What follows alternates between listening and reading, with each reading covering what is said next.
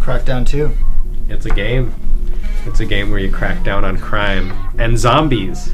Lots of zombies. Is there such a thing as too many zombies? When all the zombies come out, and the more zombies that show up, the slower the game starts running. So, like, all those agility orbs that you picked up aren't even doing anything for you. The problem is that zombies aren't really that interesting. I mean, it's kind of fun to drive through a whole bunch of them and watch them explode a few times, and then the novelty's kind of worn off. Crackdown 2 seems to have worn out the novelty of Crackdown. I don't know if I'd agree with that. I'm still having a lot of fun with the game. If you're going to do a proper sequel, do a proper sequel. It's still the same Pacific City. Right. Like, it's not a different city. A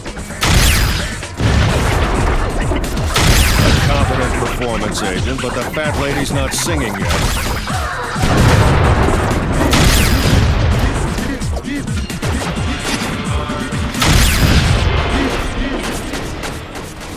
I think Crackdown 2 has the same problem that Bioshock 2 did, which is that the first game was a big success, more than was originally expected, and the publisher said, wow, we gotta ride that gravy train to the bank.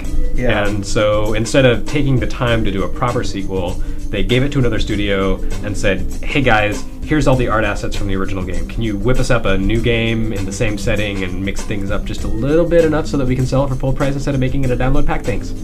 And there you go, Crackdown 2. There is a lot of familiarity. I mean, pretty much everything you could do in the first one, you can do in the second. It's fine. And it gets to a point where, like, you're picking up hidden orbs and agility orbs in the exact same places they were in the first game. And I'm like, I've done this already. Crackdown 2 follows in this footsteps very closely, given the common lineage with the Grand Theft Auto games. And I think Rockstar has been smarter about how it's revisited old situations and scenarios, because there have been a bunch of games set in Liberty City, but you know, there was the original, like the old style top-down Grand Theft Autos, and then GTA 3, and then GTA 4, and all of those gave you a very, very different style of Liberty City, whereas this is Pacific City except beaten up a little bit and not as colorful.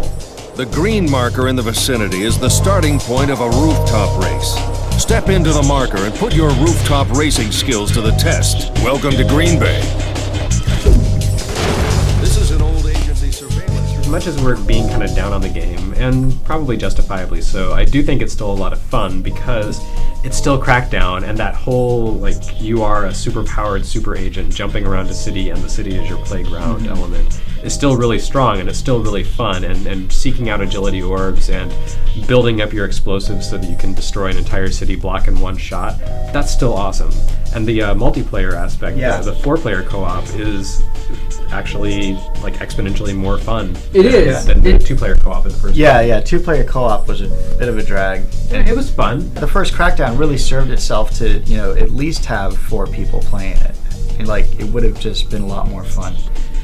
But this kind of remedies that oversight. It's really unfortunate that Red Dead Redemption came out right before it and kind of perfected the open world multiplayer. You can kind of travel as a small unit and you do everything as a group. So once you're all posseed up in Red Dead Redemption, you can basically go to do any kind of event just together. The party leader leads everybody into wherever and set a waypoint. Seems like there's a lack of thought given to some of the interface stuff. I think that the reason it's so samey and so unpolished is because it was pretty much rushed out to get the game out before, you know, Xbox 360 fades away.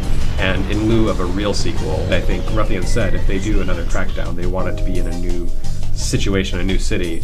But with Crackdown 2, that kind of leaves that game a little underwhelming. Fun, but underwhelming. Yeah, it's weird. Crackdown 2 is almost like the kind of the creepy stalker version of Crackdown 1. You know, so it's like it does everything the same, but just a little bit different, where you can tell it's different.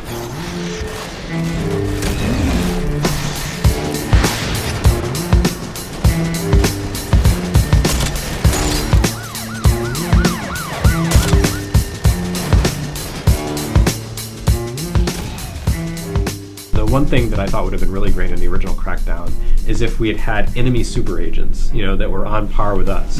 But instead of giving us like a few really, really powerful, dangerous enemies, they just gave us a lot of really weak enemies, like a lot of really weak enemies, thousands of really weak enemies.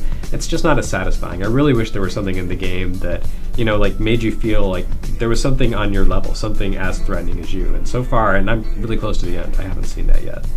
But, as much as I complain about it, I'm still having a good time with it. It feels kind of unnecessary as a game.